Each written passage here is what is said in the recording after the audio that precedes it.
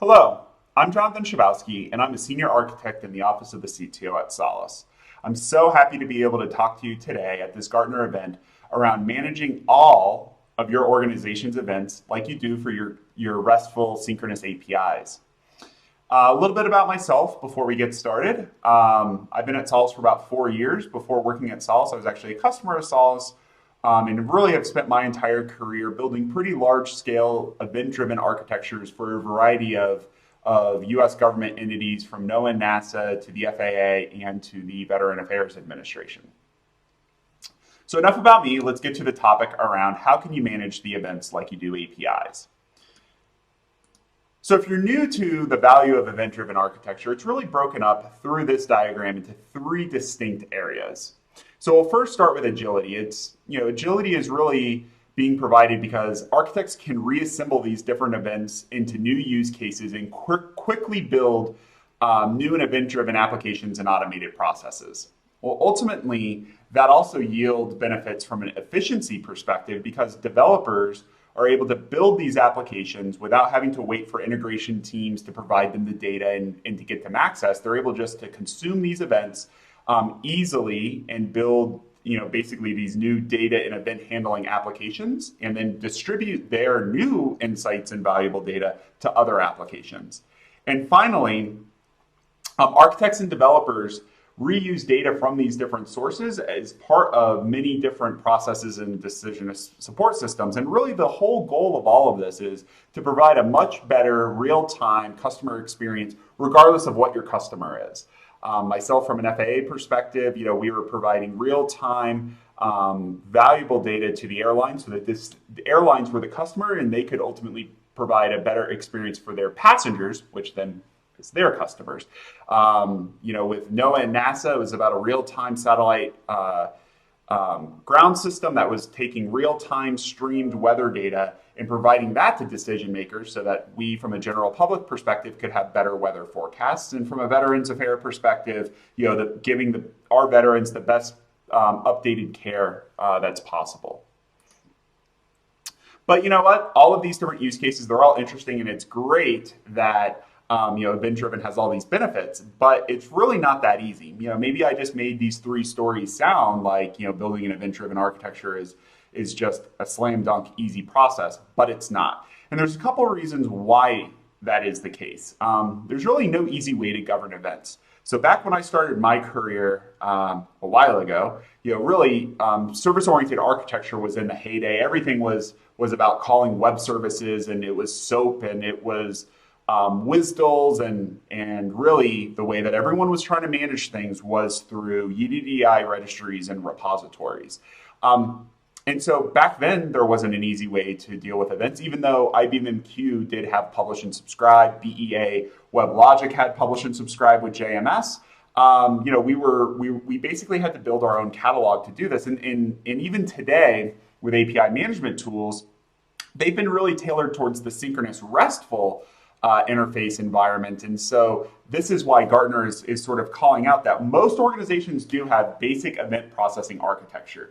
Whether that's RabbitMQ, Kafka, Solace, ActiveMQ, the basic event processing infrastructure is there, but they don't have the high-level developer productivity tools to really design and develop these event-centric applications from a much larger scale deployment. They're in a lot, event-driven and this event processing infrastructure is in a lot of sort of niche use cases, but it's not completely wide-scale adopted yet. And I think it's because the market for the tools is sparse, and ultimately managing and governing these event-based interfaces has been challenging, and that's really what Gartner is indicating through through the top 3 trends in application architecture that enable digital business. So ultimately, I found that it's hard to build event-driven applications, and it's hard to build it because of a set of questions that after you build your first one, everyone asks within the organization. So first of all, where do you discover events for reuse? Why does a given event exist? It's great that an event's available for consumption. The question is what's the business trigger that caused that event to exist in the first place? How do you subscribe What topic do you use to consume it? What's changed? Ultimately, from a change data management perspective, all of these things go through a life cycle and you need to track that. How do you determine the data structure of the payload? Does the data payload of an event contain the information that you want? How do you serialize it? How do you deserialize it? Who should have access to it? Is there security sensitive information in the payload that you want to really fine-grained control access to that and only grant by sort of exception? These are questions that get asked. Who made the last revision? Maybe you don't really love the revision that was made. Who do you go and talk to about that revision and why it was made? Who could tell you more about it? Maybe this business event looks really interesting, but the description or maybe there is no description. How do I ultimately understand more information about it? Is the change that's being proposed, maybe to the payload schema or the address, is that a backwards compatible change such that it shouldn't affect downstream consumers? How do you know? Who's impacted by those changes? Who are the subscribers of a given event? And does the data comply with your current organization security policy? So at one point or another, across all the different projects I've ever worked on, these sort of who, what, when, where, why, how type questions always come up, and there haven't been good answers. Like I said before, we had to build a custom catalog back in the day with the FAA. I had to keep track of this with Excel spreadsheets on other projects. We tried cramming them into SOA registries and repositories on yet other projects and all of these ultimately were, we were successful enough that we got it to production and that it's being used today. But I would say we weren't really successful from the way that API management platforms really have provided the guardrails of managing APIs, which actually brings us to an interesting discussion around API management and what do they provide. So an API gateway, if you're looking at and following along on this slide, the API gateway on the bottom left, that's the runtime component for which REST traffic and HTTP traffic is being proxied. So that it's a policy enforcement point. It's providing traffic shaping in a lot of cases, authentication, authorization, all sorts of different sort of runtime functionality is provided by the API gateway. And the API gateway is sort of informed of its configuration through the API portal where the architects and developers work to document the API, register clients, do the analysis around what APIs are being used the most, maybe even trying to monetize some of these API endpoints for B2B, B2C type use cases. There's a community aspect around the tooling where you're able to collaborate with people within the organization, people externally to the organization. And there's a productivity aspect around generating code through things like Swagger that ultimately help developers get their job done quicker. So the point here is that it really answers the who, what, when, where, why, how for REST APIs, but what about events? So that's why what we believe is that there's a need for something called an event portal for asynchronous interactions. And so what you'll note here is that the runtime looks different. There's no more API gateway. There's something called an event broker. And an event broker is provided by many different organizations. Like mentioned before, most organizations probably have an event broker. Maybe it's Rabbit, Kafka, Active, IBM MQ, Solace, Kafka, whatever. Ultimately, the event broker's purpose is for applications, whether they're source applications, sync applications, or even processor applications, which are both sources and syncs, to interact with each other in a decoupled way where the event broker provides security, persistence, protocol transformation, and one-to-many distribution for these different applications so that they can be decoupled from each other. But what's been missing is the top portion, the place that you do your design, your development, your management of the event-driven applications, and that's called an event portal. And the event portal is where you do all of the same type of activities that you did with your API portal, but all targeted for the event, for event-driven interactions in the real-time event-driven world. So you might be going, okay, yeah, but can I not try to represent my events in API management tools? Well, I asked the same question. I've tried this multiple times. The answer is really no. A synchronous interaction through REST is simply not the same type of interaction pattern that an event provides. And so what we've really been working to do is hone in on what are the things that you really want to manage and govern, what are the best practices around building out these large-scale event-driven architectures, and what are the important things to document? What gets registered in an event-driven architecture? How do you analyze, what are the things that you really want to analyze within the event-driven architecture world? How do you collaborate on things? How do you generate code? And luckily for us, Async API is gaining more and more traction within industry, and that's really the same type of an experience that you have with Open API and Swagger, and we'll talk about that in a couple of slides. And so really, how do you manage events like APIs? Well, so first of all, if you have an event portal and you live within an event and you have an aspiration of being an event-driven enterprise, or maybe you already are, then ultimately in design, the architects need to be able to use the event portal, whether you're an enterprise or a application architect, to discover and create and review the different applications, events, and payload schemas that are available.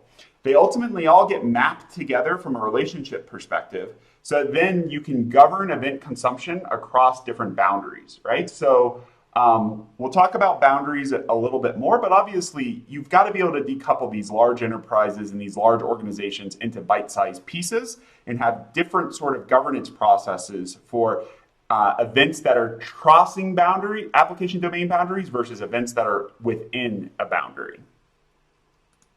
Next is developers, they need to collaborate with architects on a design. So I've been both the developer on these projects and I've been the architect on these projects.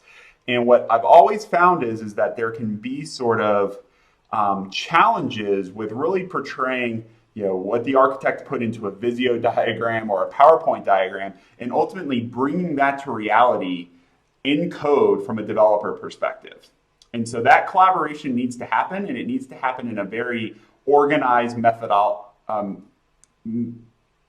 very organized way, so that there aren't any disconnects.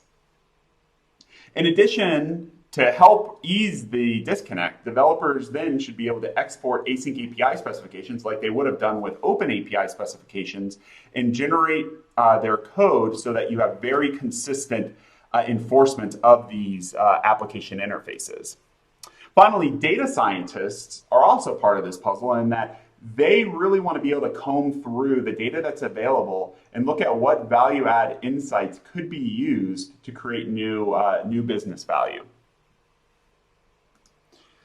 But it's not just about human actors. Existing tools exist within the enterprise that you need to integrate with, whether that's existing schema registries within the organization, data lineage tools like Informatica or Solidatus, or even CI/CD pipelining tools that help you sort of move these application schemas and events through their logical lifecycle from a CI/CD perspective. And finally, there are users that need these events, just like APIs, that reside outside of your event-driven enterprise. They're in the B2B, B2C ecosystem, and they need to be able to have a seat at the table to be able to also discover what events can be consumed and ultimately consume them in real time. So the foundational elements of the event portal are as follows. You have an application domain within an organization that could be different projects, different lines of businesses. And down below that, we have an example, and this is what we'll kind of be at a high level looking at, is myself and one of our developer advocates, Mark D. Pasquale, and I have been working on a COVID-19 data feeds project and providing data out to some of our partners. So that ultimately shows we've got two application domains and we have an event crossing those domain boundaries. Next, you have schemas, and those schemas could be JSON schema, text messages, binary, XML, Avro, Google Protobuf. There are lots of different schema specifications that ultimately describe the way in which your data is represented. So here at the bottom is an example. It's super small, apologize for that, but it's a payload schema document that actually is representing one of our COVID-19 data payload. So, it's got state and total test results, all of that kind of good information. Then there's the event. The event ultimately is comprised of a topic address and any of the additional metadata.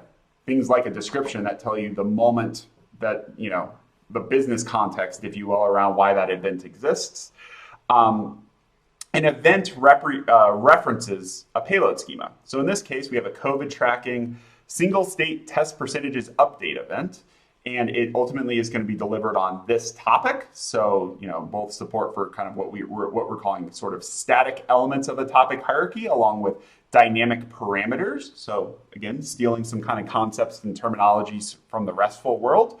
And this event belongs in the COVID-19 data feeds application domain. And so finally, we get to the application. This is where the business logic happens, the action happens. And an application is either a publisher or a subscriber, or both. And in this case, our focus is on the US population COVID analytics application that's consuming, in this case, 2 events. The one that I just mentioned before, the COVID tracking data, as well as Johns Hopkins' COVID-19 cases confirmed US population update data. So if we then take a bigger picture and we look at sort of dependency management and domain boundaries, you can kind of see this screenshot that I took. So we're now within the COVID-19 data feeds screen. And what this is representing is anything with a green leaf, as I kind of mentioned before, that's an application. Anything that looks like a home plate, using baseball terminology, that's an event stream. And so what you're able to see here is a couple of interesting things, right? So we have 2 different incoming feeds, one from Johns Hopkins University and one from COVID tracking. And we're going through a series of sort of data pipelines. And ultimately, there are relationships that exist between these different applications that are formed through the event. So these applications don't necessarily know about each other at all in runtime. They know how to send and receive data to these topics to an event broker, but they don't know about each other. The glue is the event and the underlying payload schema. So this is an application domain, but as you know, data needs to flow across application domain boundaries. So in this case, our COVID data partners, the only data that we've allowed that partner set to really interact with is with the COVID-19 cases regional update events. And so ultimately, you need to manage your dependencies and that, what applications depend on what events and thereby what applications depend on what payload schemas. And then also, you probably need to govern this event in a much more rigorous way because it's going to bleed across your application domain boundaries to other teams, other parts of the organization. And so it's really important to start thinking about your enterprise, not just from a small scale project perspective that's maybe using event-driven within it, but start thinking about it from a holistic, real-time event-driven organization where you are going to have these boundaries and you're going to want to manage and govern events differently, provide different practices for those different use cases. So I mentioned before about Async API and leveraging some of the emerging specifications that are coming out to market. So Async API is the place where you define your message-driven APIs. Well, so it's very similar to Swagger in that regard, where you define your synchronous RESTful APIs. So what I did here is, and the good news also is that Async API is backed by a number of different really awesome large-scale companies, including Solace, whether it's TIBCO, Slack, SAP, Salesforce, and MuleSoft. We're all backing this and sponsoring Async API to make sure that it's really useful for our customers and really everyone in general. So let's say, on that previous screen, I'll just go back really quick. Let's say that your job here is that you're going to go as a developer and you need to build an application that adheres to this US population COVID analytics application interface. So what you're able to do is click on it and export an Async API specification. And that's, a little snippet has been provided here where all of this was generated, all the channels that you're supposed to subscribe to. In this case, the view is from a provider perspective. So we're going to build this interface. We're going to consume these types of messages. And then down below, it's cut off is ultimately all of the JSON schema representing those messages. And so what that really allows you to do is then generate your async applications like you did in the API world, where you're probably familiar with API management tools, generating open API specifications that then you put through code generation tool chains like Swagger, so you're generating either client or server code for HTTP REST operations. Well, it's not that much different in the asynchronous world where you're you've got an event portal like Solace's PubSub Plus event portal that allows you to export async API specifications of those applications, run async API code gen. So we recently, from a Solace perspective, contributed a Spring kafka-streams code generator that supports the ability to build easily event-driven microservices. So that's kind of this Spring logo, but there's ones for Node, there's regular Java. There's going to be a lot more of these coming down the pipe. In fact, we're working on a Python one now for MQTT. And then that ideally to support a variety of different runtime protocols. So whether you're using MQTT, AMQP 1.0, WebSockets, you basically hopefully have a language path to be able to easily interact with these event-driven architectures. And so really the benefits of the event portal mirror API management. So from a productivity perspective, the architects and developers collaborate, they visually see these different event-driven interactions and understand the impact of dependencies and changes. It's providing a low-code environment to generate application code by the code generators provided by Async API, and you're able to discover different events schemas through rich search capabilities. From a control perspective, the chief digital officer or data governance team can understand really where data is coming from a lineage perspective and where's it going. Track changes for audit reasons, what are the deviations from a design perspective as things go from dev to test to QA to prod to whatever environments your enterprise has. And then finally, use the event and application relationships to create security policies so that really, as you're drawing the different lines between the different applications and the events, that's what you're authorizing the design to be. You can now create really fine-grained access control policies that get applied at runtime. And then really from a reuse and sharing perspective, this allows the business to really become an event-driven business where you're able to create high-value services and gain insights by combining these different events. And this is really where the organization as a whole is able to impact that customer experience, where in real time, make it much more easy to affect that customer's journey through whatever service the business or organization is providing. Maybe you're able to now monetize popular or particularly high value event streams that are going to go to your B2B, B2C customers. And so really, these are the same kind of capabilities that have existed within API management that now are coming to the event-driven world. And so really quick, I just wanted to talk through, how really to enable event-driven enterprise applications. So in a lot of cases, there are systems of record that tend to be kind of old, hard to get data from. And so one of the first steps that we see from a Solace perspective that needs to be done is you need to liberate your data. And you liberate your data a lot of times through change data capture mechanisms. And we're going to make this real in a second by giving you an exact use case. Once that change data capture mechanism has captured the data, it's then put onto an event mesh runtime. Well, in design time, those events and schemas of what we captured need to be registered in the event portal so that then developers and architects can decide how could they use these different available events.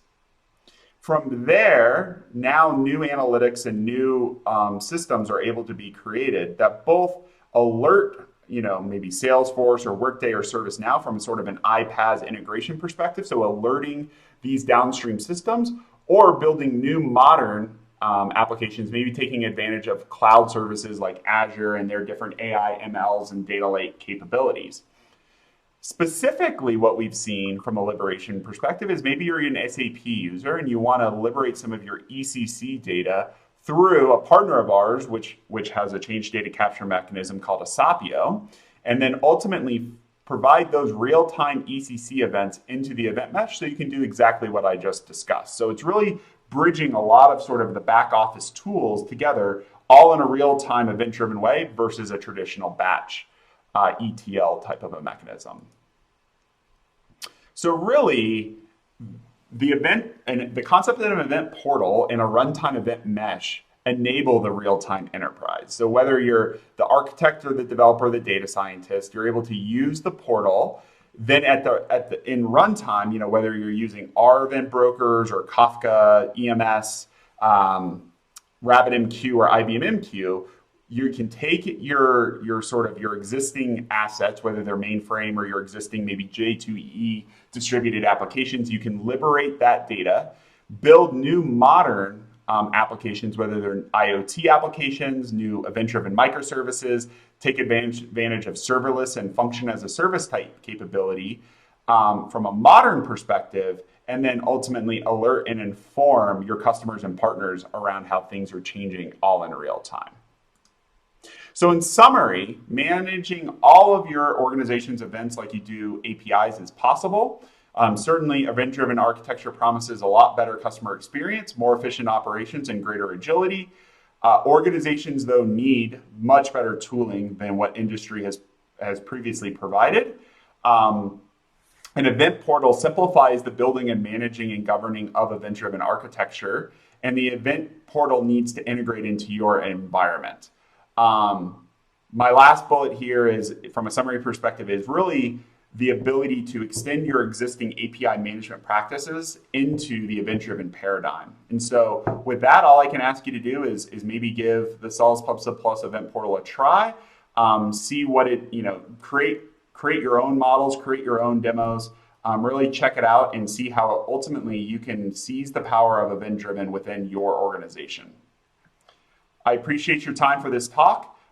Check out the rest of sort of what we're providing from a virtual booth perspective here at Gartner. I know there's going to be other content, other great videos by authors here at Solace, hopefully providing you high value information all around what it takes to become an event-driven organization. Thanks.